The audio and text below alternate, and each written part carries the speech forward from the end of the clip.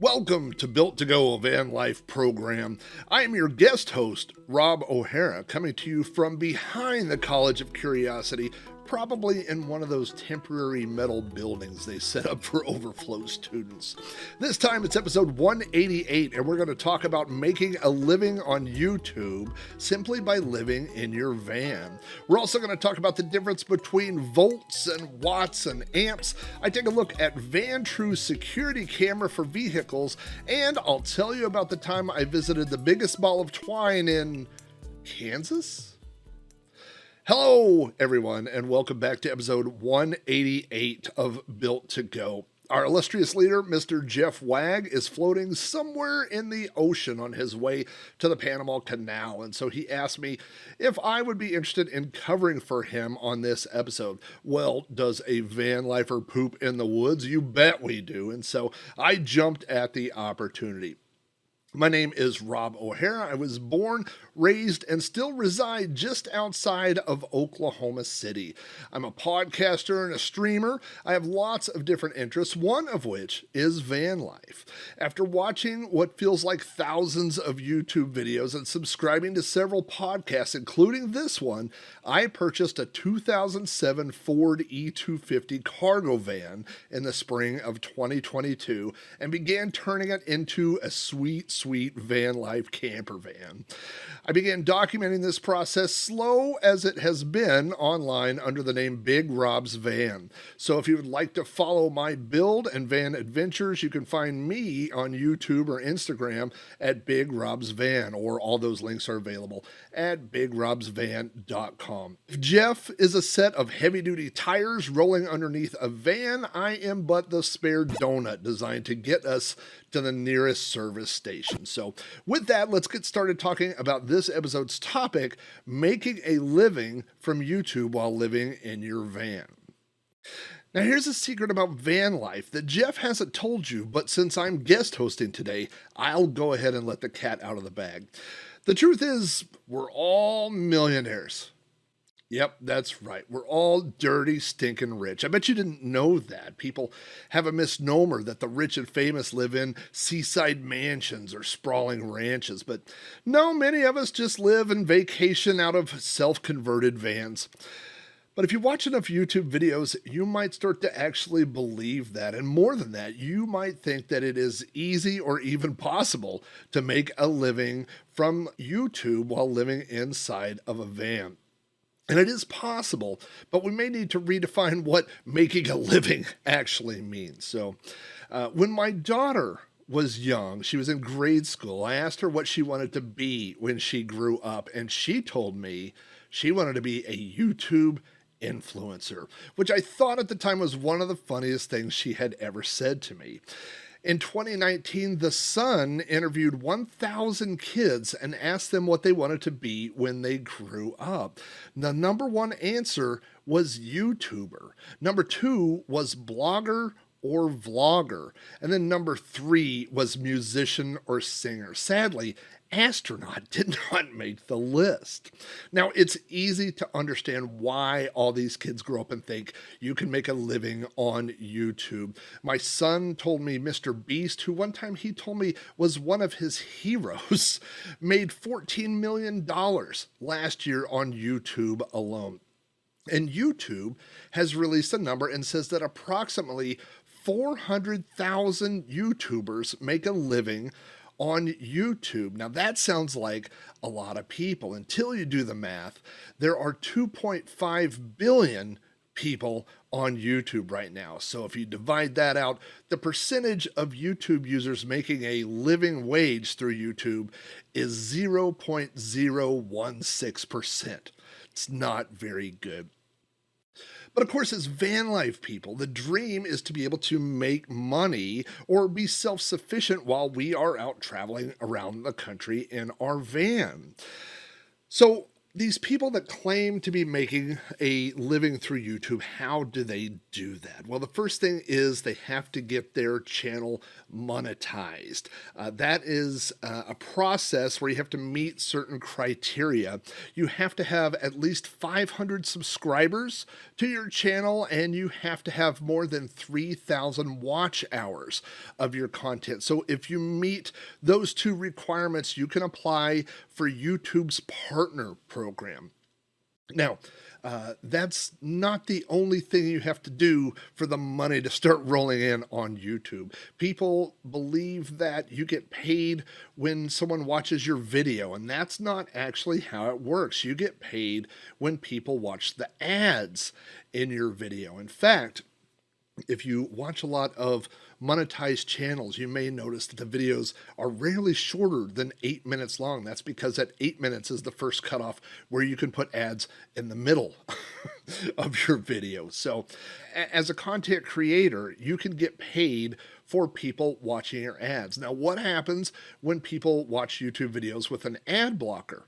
Well, you don't get paid for those. It literally keeps track of how many ads people watch, not just watching your videos. Also, you'll see a lot of YouTubers mention not using copyrighted music or using clips from movies, things like that. That's because YouTube will file a copyright claim against that video, and any video that has a copyright claim against it, you also don't earn any money from those videos. So there's a lot of rules just to get started on this program. Now, another thing to think about is it's not just about making content. You have to make content that people are interested in. And because you get paid by the ad, that's why you see a lot of these clickbait titles and a lot of these cliffhanger videos. When you see a headline that says, "You won't believe what happened when I spent the night in this parking lot," and you watch the entire video waiting to see what happened.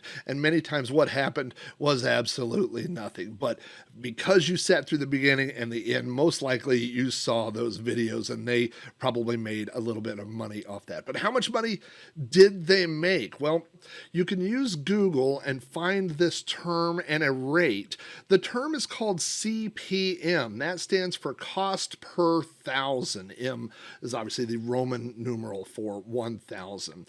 And the first thing that Google returns is $18 is a going CPM rate. In other words, if someone is monetized and you watch 1,000 of their videos, they would earn $18. But that number is actually not current and it's not accurate. A more current number for that would be probably $12 is a good CPM, but something that a lot of people don't know is that the ad rates are different per category. So if you are doing financial related things, if you are doing videos about investments or cryptocurrency, things like that, you can get those higher rates. The absolute lowest ad rate category is lifestyle and personal videos, which by the way is what Vanlife falls onto. And the going rate for those ads is about $5 to $7 per 1,000 videos. So when these people are saying, hey, watch, my channel, watch my videos, you can kind of do the math. For every 1,000 views, they're probably making between $5 and $7. Now that is not a living wage. So what are the other ways people are making money off of these YouTube channels for living in their van? Well, it turns out they have a lot of secondary sources of income. The first one that's most obvious are sponsorships. You may see someone stop their video in the middle and ride an e-bike for a while and talk about an e-bike or promote a specific protein or energy drink or things like that. And those are sponsorships that they are getting paid to put those things in their video. They also get paid for referrals. So you'll see that a lot of YouTubers have a referral code where if you buy something and use their code, you get a discount and they also make a little bit of money. Also, another very common affiliate program is Amazon's affiliate program. You can use Amazon links if you sign up to be part of the Amazon affiliate program. And if someone buys an item through your link, they don't have to pay any more money, and you get a very slight amount of money. And when I say slight, after 5 months, I finally had someone buy a Ryobi tool using one of my affiliate links, and it says I made 20 cents. So stand back, the money is rolling in. You'll also see a lot of merchandise sales, people selling coffee mugs and t-shirts and stickers, things like that. That's a way that a lot of people make money. There are subscription services. I'm sure you've heard of Patreon.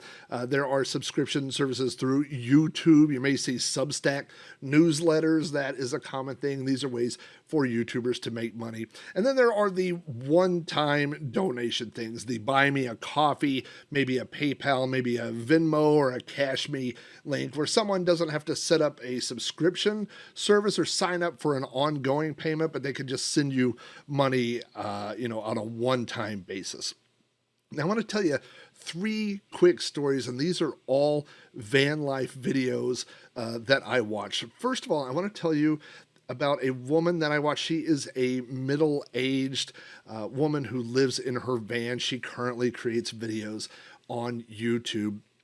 She works part-time. She works a few months out of the year in her hometown, and then she goes out for long trips. Her content is very enjoyable. I enjoy watching it. But one of the things I've noticed over the past year is she has been reviewing a lot of these e-bikes. She reviewed one e-bike, and I guess the review went well because then there was a second and a third, and somehow she has become the go-to person, at least in the videos I watch, for reviewing e-bikes. And it's very interesting. And in one of her videos, she mentioned that all of those e-bikes are for sale at 50% off. And she has sold them to all the people in her circle. She has sold them to other people at the campgrounds that she stays in. And if you are in that local area, she will sell one to you. By the way, the value of these things are anywhere from $1,000 to $2,000. So 50% off is actually a really good deal if you're looking for an e-bike. But that's an income stream that a lot of people don't think of when they think of YouTube content creators. Now, there was a second young lady that I began watching on YouTube. In fact, it was one of the oldest van life channels that I personally began watching, and it was a great channel. This a young woman went from adventure to adventure to adventure. Every day she was camping in a new place. Often she was in a new state. She was meeting up with people. It just seemed like a never-ending van life adventure. It looked really fun. And it did dawn on me at some point that there had to be a way she was making money that I wasn't seeing in these videos. She did have a Patreon. She did have a way where people could send her money at the end of the videos. But I just didn't understand how she could be making enough money to sustain this lifestyle. And so at one point on her channel, she did a Q&A video where people could ask questions. And she said she would answer any question that people had. And one of the questions was, how much money are you making off of YouTube? And so she gave the answer. She said how much money she made from YouTube ads. She talked about how much money she made from some of her sponsorships. And then on the side, she mentioned that last year through an adult website, she made 6 figures. And that's the piece of the puzzle I was missing. I saw the videos, I saw the ads, but I didn't know that she was making another 6 figures through another source of income. And I am not knocking that income. I'm not judging nothing about that. It's none of my business where the money comes from. It's just that the money was never mentioned. And so that's a good reminder that a lot of the things you see on YouTube may not be an exact replication of what's happening in real life. Sometimes YouTubers leave out minor details that make the full story difficult to put together. But the third YouTube channel that I want to mention was these 2 young couple. They were newlyweds. They were older than 21. They were younger than 25. They were very, very young. And they started a YouTube channel. They bought a Ford E150 cargo van, and they converted it themselves. They put the videos on YouTube, and through this process, they got monetized. They got enough viewers and subscribers that they were able to start making money off of YouTube. This money started coming in, and so they decided to take a big round trip around the country. I believe they started in Texas, and they drove to Colorado and discovered that Colorado was cold. Also, Colorado was a difficult place for them to stealth camp in parking lots. They were getting a lot of window knocks and things like that. So I believe they drove to Montana. I'm not exactly sure, but they went to some BLM land. It was either too cold there or too hot there. I know they drove up to the Pacific Northwest. They had some encounters with locals. People ran them off of what they thought was some public lands. And this was all in their videos. And so they found themselves driving a lot more than they had originally planned on.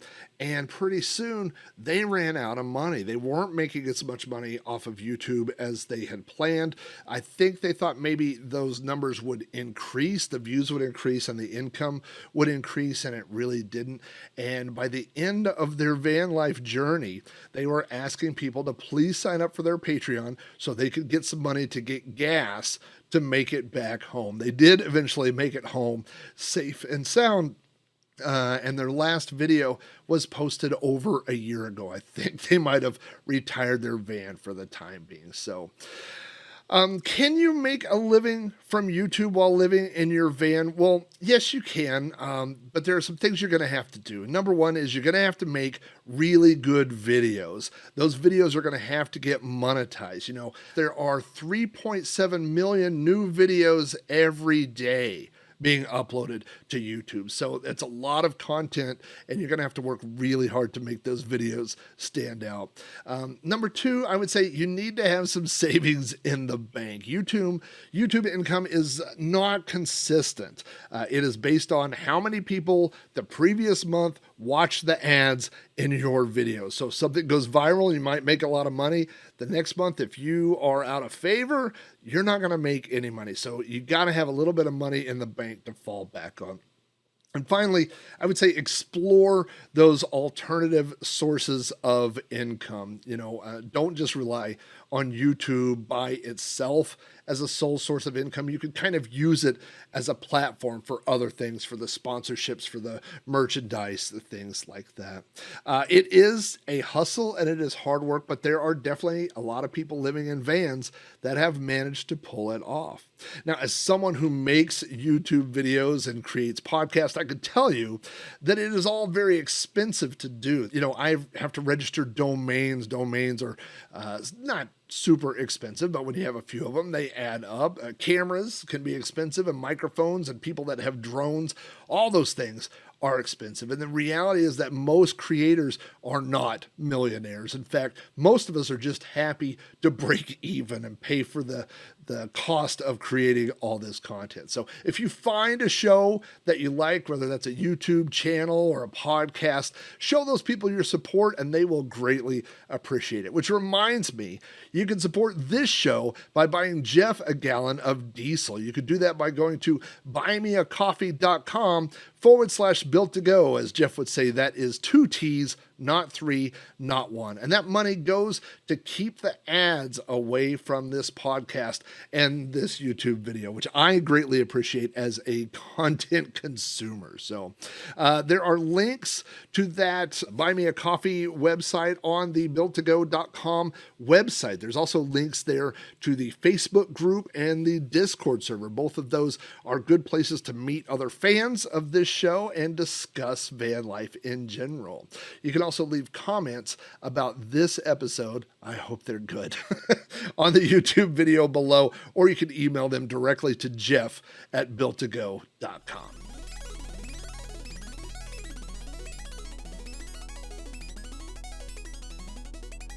Tech Talk. I recently purchased a power splitter for my van's 12-volt port in the dash. I'm going to refer to that as a cigarette lighter adapter, even though my van did not come with a cigarette lighter adapter, but I do tend to use those two terms interchangeably. This splitter that I found on Amazon for about $20 had some really nice features. It has a little LCD screen on the top that shows the current voltage coming into the device. It also has individual push buttons that will turn on and off all the different ports. And speaking of ports, this thing has a lot. It has two USB-C ports on the top that say they will provide 30 watts each. It also has two USB-A quick charge 3.0 ports that also claim to provide 30 watts. And then you get 3 cigarette lighter adapters across the front. So this is a lot of ports. This should allow me to charge everything that I have in my van. I have a knockoff Jackery battery that I refer to as my fakery battery. I'm always charging my phone. I'm always charging different things like that. And I thought, this is great, but can I charge all these things at the same time? And the answer is no, I cannot. Now this device, although it doesn't mention it on the box, if you look down in the details on Amazon, it says it is rated for 150 watts. And let me tell you, I am one of those people that's always getting watts and volts and amps confused. I forget which is which. None of the numbers don't seem to make sense to me, but here is a very simple algebraic equation for you to remember. So write this down. Amps times volts equals watts. I'm going to say it again. Amps times volts equals watts. So this device has a replaceable on the bottom 15 amp fuse. So the maximum we know this thing can handle is 15 amps. Now, in addition, we know that a cigarette lighter adapter is a 12 volt adapter. We can even see on the top of the unit when I plug it in, it says 12.1 volts. So if we use this little formula, amps times volts, that's 15 times 12, that would be 180 watts. Now, this device says 150 watts maximum. So it's definitely has internal limitations, limiting it to 150 watts. So again, let's talk about all those ports that were on there. There's 2 USB-C A ports that are 30 watts each. That's 60. There are 2 USB-C charging ports that are rated for 30 watts. That's another 60. So we're already at 120 watts. And then it says the 150 watts are split between the 3 cigarette lighter adapters on the front. So even if nothing else were plugged in, those would only be outputting 50 watts each. Now, I do actually have 2 different camping batteries, and I was able to prove this pretty easily. I took one of the batteries, I plugged it directly into my dash. It shows me the incoming watts. It was like 97 watts, and then I took it and plugged it into the splitter while another one was plugged in, and it dropped to about 45. And so that's really the takeaway of this, is that when you see things that say they're a power splitter, they are a power splitter. It's not like an amplifier. It's not taking the incoming voltage and multiplying it somehow. You have a set amount of volts that you get, and as you plug different things in, that number is divided out. So it's not a magic device. You can't plug things into all 7 ports and charge them all at once. You're going to need to decide. Usually my phone is the most important, but you need to decide what you need to charge and when.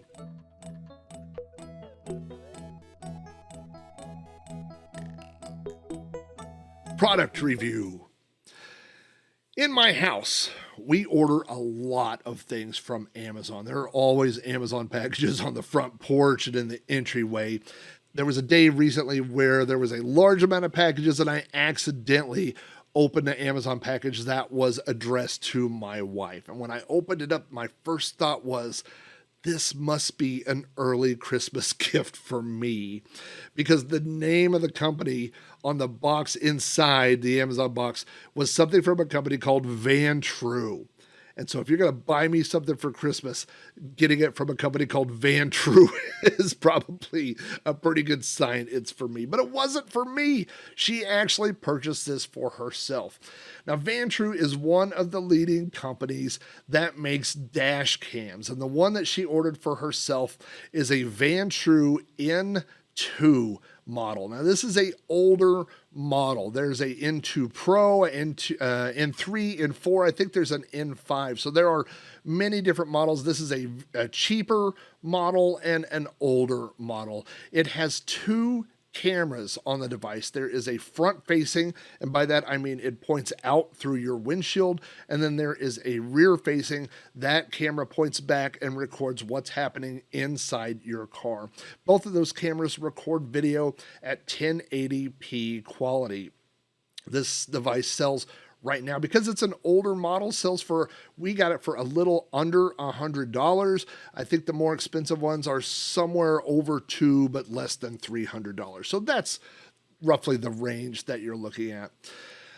So my thoughts when I saw this were, there are three things this can do. Number one, if I had this in my van, I could record the footage outside my van as I'm driving, especially if I were making YouTube type videos and I wanted to put in a driving montage. I would already have that footage available to me, right? You could just get the footage off of the security cam. But if you're in an accident or something happens, you would already have that footage as well.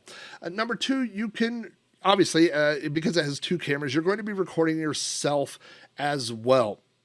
So as you're driving, you get this footage of yourself. That's, again, footage that you could use for something else. This is a very popular device for Uber drivers in case something happens in their car. If they get accosted by a passenger or something goes terribly wrong, they also have security footage that is being recorded all the time. But my third thought was this could be used as a security camera. If someone comes up and bumps your car or something like that in a parking lot, it has a setting where it will start recording based off of motion sensitivity. So if someone approaches your van, it will start recording. But there's a catch to that, which I'll talk about. This is a very portable device. It mounts to your windshield with a suction cup.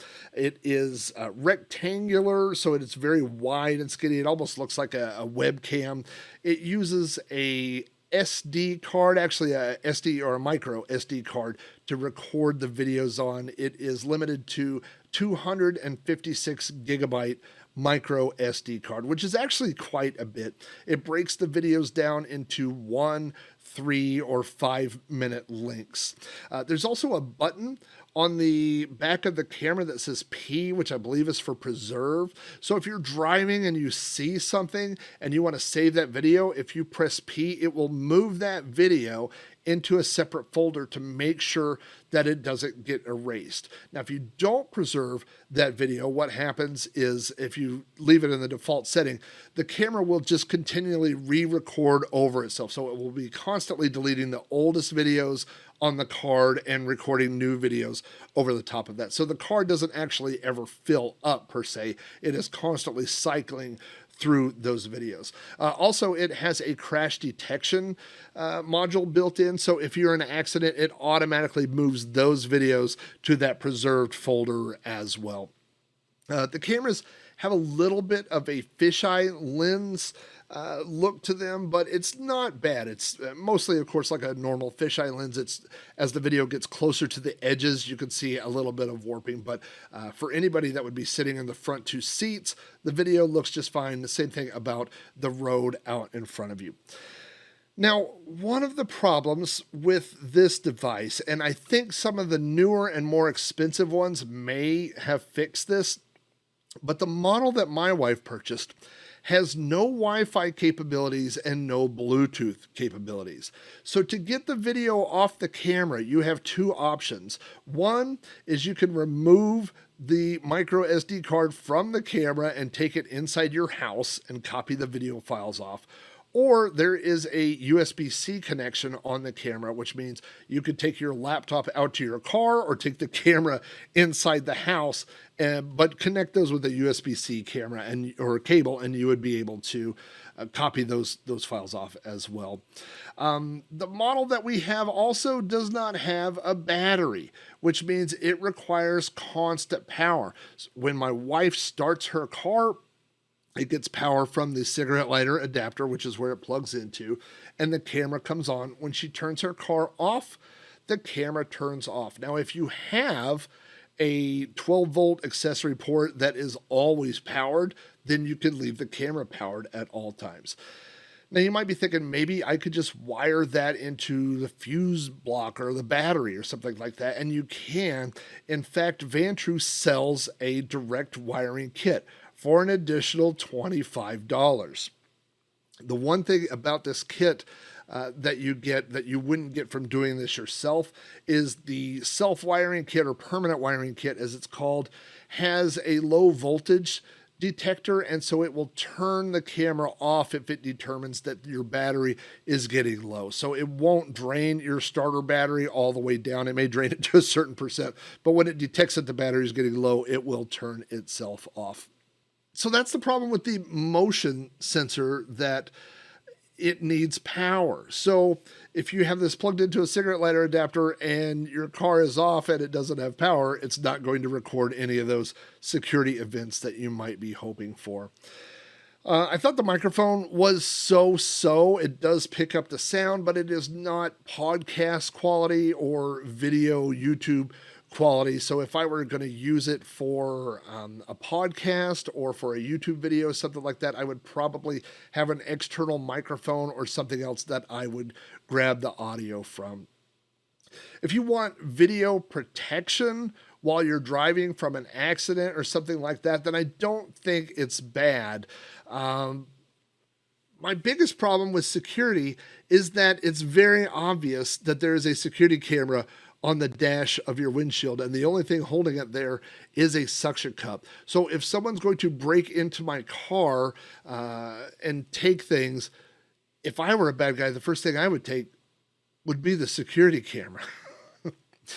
If I were going to have this in my car and use it for a security backup system or for something that I use on a day-to-day basis, I would probably spend a little more and look at some of the higher models from Vantrue. And the one thing I would say is, if you're going to buy it off of Amazon or somewhere else, look at all the details, everything that's included, and don't assume that it does anything that's not listed there. I would totally assume, because it mentions that there is an app that can be used with Vantrue products. So I just assume that this app would allow you to copy the videos over, and it doesn't. So yeah, if I were, like I said, if I were going to use this for a permanent thing in my van, especially for a security model, that's what I would do, is I would upgrade to a slightly expensive thing. And by the way, I asked my wife, why did you buy a security camera?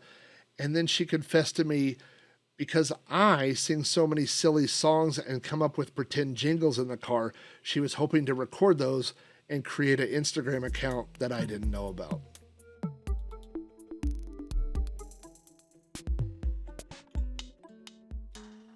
Tales from the road. With all due respect, that was my Jeff Wag impersonation.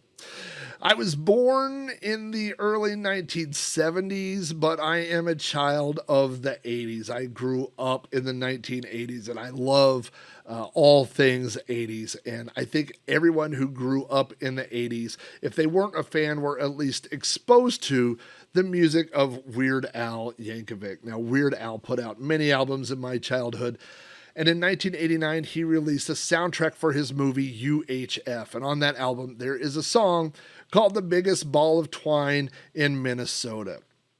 Now, my wife and I have gone on many, many road trips. In fact, we have driven to all 48 states. We wanted to do that while our children were young, and we accomplished that before they were old enough to drive themselves. And we listened to a lot of music in the car, and because it's kid-friendly, we have listened to a lot of Weird Al over the years while driving around the country.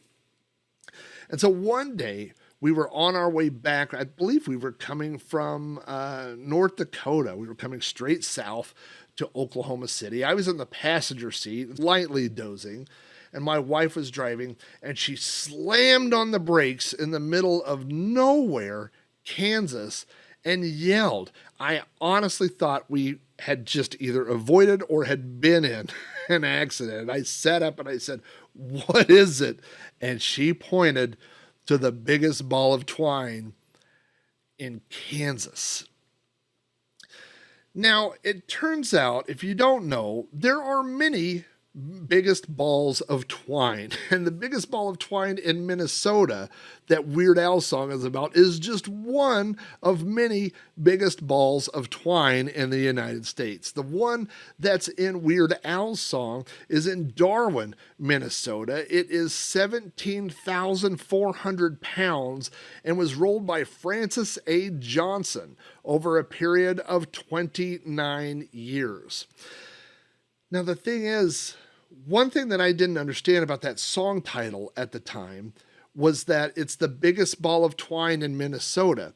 That doesn't mean the biggest ball of twine in the world is in Minnesota. It just means that that particular ball of twine in Minnesota is their biggest one.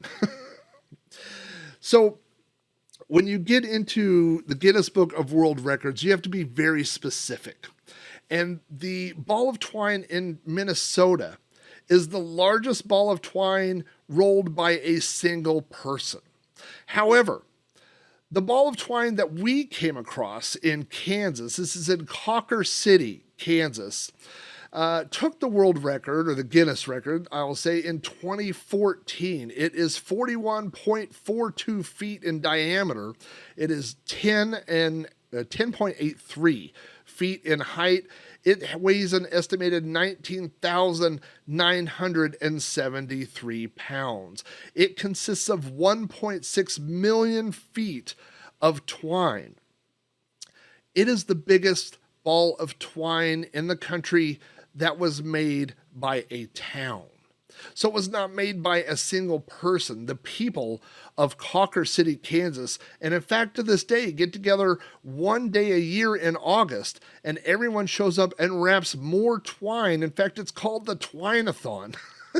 And members of the town show up and add twine to the ball. So that one is listed as the biggest ball of twine, and then in parentheses it says, built by a community.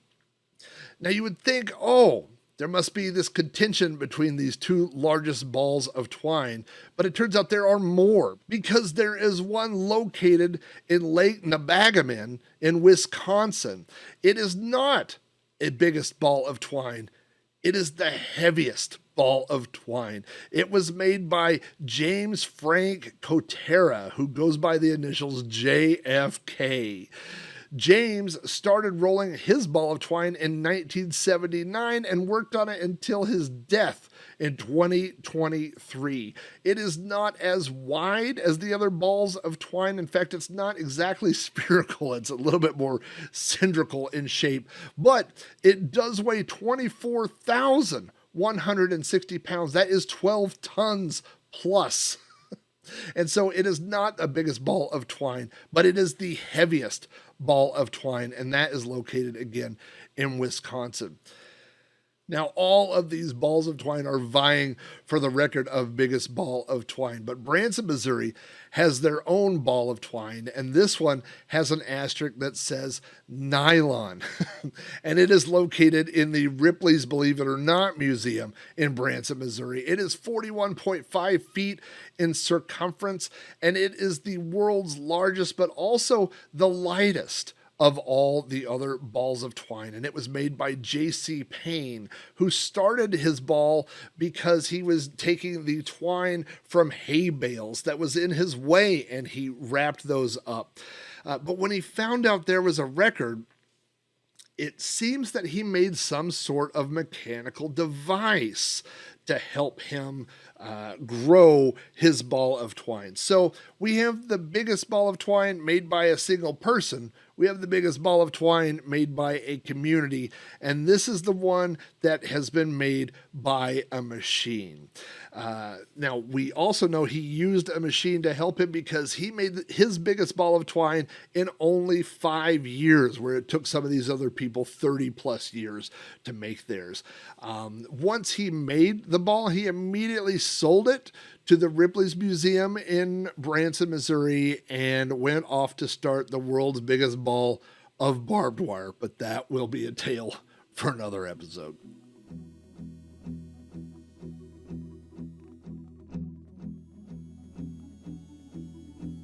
A place to visit. Now, as I mentioned, my wife and I are fans of road trips, and we are located right here just outside of Oklahoma City. When my kids were young, we set a goal of visiting all 50 states before they were old enough to drive. We did accomplish that. We drove to 48 states, and we took cruises to Alaska and Hawaii just before my son was old enough to drive. So I have literally driven in all 50 states. I've driven to 48 states, and I have stories about things I have seen in every single state. And so I am cheating just a little bit by telling you about a place that is 20 miles away from my own home.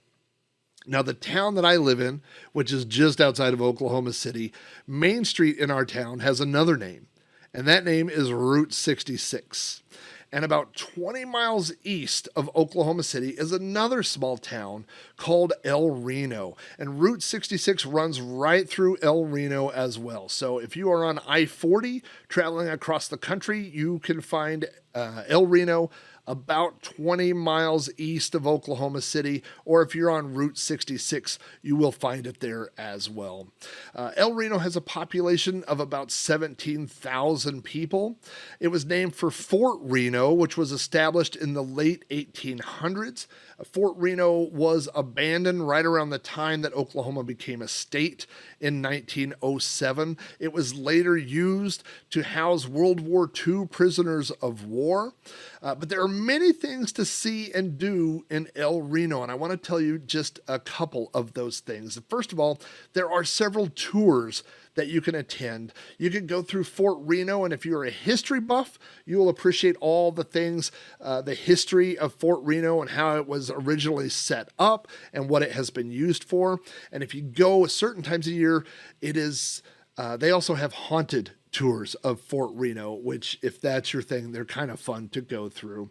There's also an old railroad depot. There used to be railroad cars that ran right along Route 66. The railroad depot has since been shut down. There are railroad cars there that you can climb around on and tour through, and that's all part of the downtown El Reno Museum. El Reno is also the home of the onion burger. Now, the onion burger was invented during the Dust Bowl right around the time of the Great Depression. And as the story goes, cattle and livestock became hard to come by because there wasn't water. And so as meat and other things became scarce, there was a entrepreneur hamburger maker who came up with the idea of cutting the meat in a hamburger patty in half and adding onions to the meat. And these are grilled onions, so they're added directly to the meat, and they make the meat patty much larger than they would have been because they just didn't have the meat at that time. If you look up any of those Man vs. Food or the Diners, Drive-Ins, those type of shows, they have all been to El Reno, Oklahoma, and they have all featured the onion burger restaurants that are there. There's Sid's Diner, there's Robert's Grill, and there's Johnny's Onion Burgers. They are all located within about 100 yards of each other. So this was the birthplace of the onion burger, and if you want an authentic onion burger, El Reno, Oklahoma is the place to have it. If you happen to be in El Reno, Oklahoma during April, you might be able to attend the Onion Burger Festival, which we go to every year. There's a car show, there's a carnival, and they cook the world's largest onion burger. They take over a downtown intersection, they set up a giant grill, and they cook an 850-pound meat patty And if you get in line, you can have a free sample of the onion burger. So that is Onion Burger Day that happens every day in El Reno. But the last thing I want to tell you about El Reno, it's not actually in El Reno. It's about 10 minutes north. I think the mailing address is technically El Reno, but this area is just outside of the city limits, and it is called Concho. Concho is an unincorporated part of land. It is owned by the Cheyenne and Arapaho tribes. There's not much to see or do in Concho except for one thing: Lucky Star Casino. Now, Lucky Star Casino is a traditional casino. It's one of those that's on Indian land, so the rules are slightly different.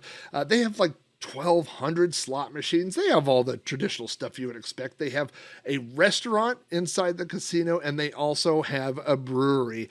But there are two special reasons why you might want to visit Concho and Lucky Star Casino. The first is that the Cheyenne and Arapaho tribes maintain their own herd of buffalo. I know that technically, if they're in North America, they're bison. They're not buffalo, but they call them buffalo there. But there is a herd of around 200 buffalo, and they are right next to the casino. There's a little road you can drive down, and you can pull over on the side of the road. And if you've ever been up close, like within 5 feet of a bison, they are very large and massive animals, and you could stand right on the other side. You could stand uncomfortably close to one on the other side of a barbed wire fence. Sometimes you'll drive down the road and see one or two. I have driven down there in the morning and seen all 200, and it is an amazing sight to see.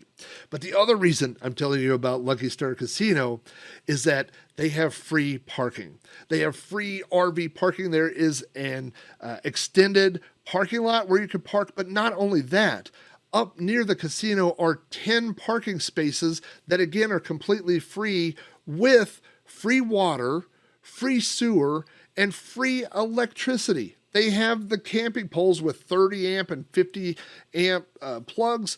You can go to the casino, and the only thing that they ask that you do is get a player's card, which is completely free. And as free as those spots are, we all know there's not a lot to do outside of Lucky Star Casino except go inside Lucky Star Casino. So it is a free spot that might end up costing you if you like slot machines as much as I do.